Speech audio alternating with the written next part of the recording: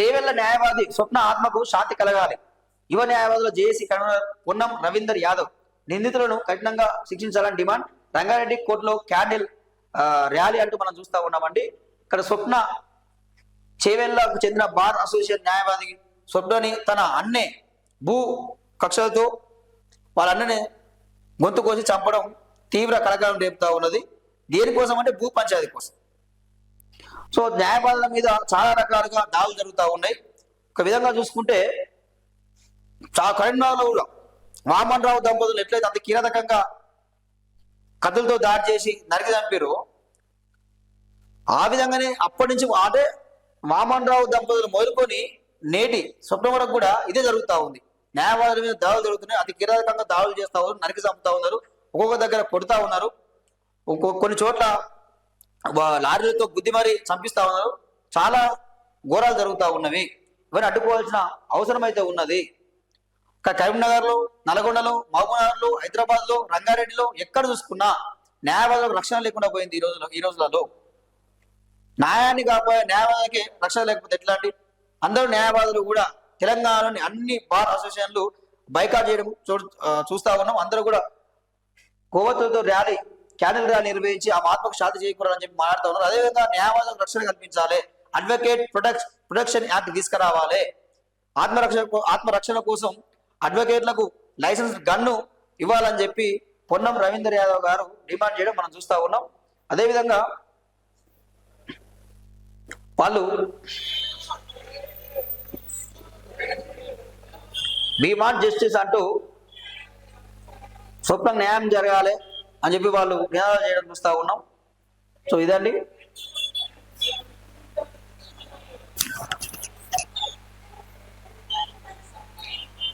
అందరూ కూడా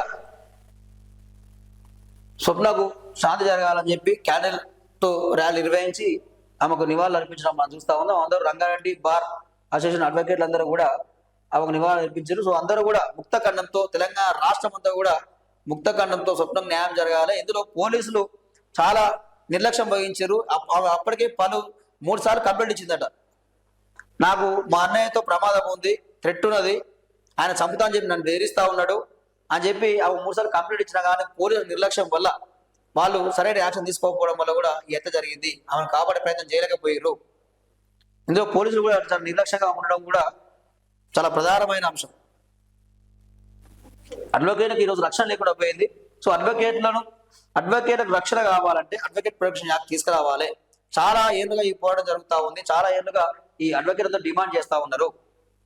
ఆ విధంగా ప్రభుత్వం, రాష్ట్ర ప్రభుత్వం, కేంద్ర ప్రభుత్వం ఈ రెండు కూడా ఆలోచన చేయాలి. అడ్వకేట్ల మీద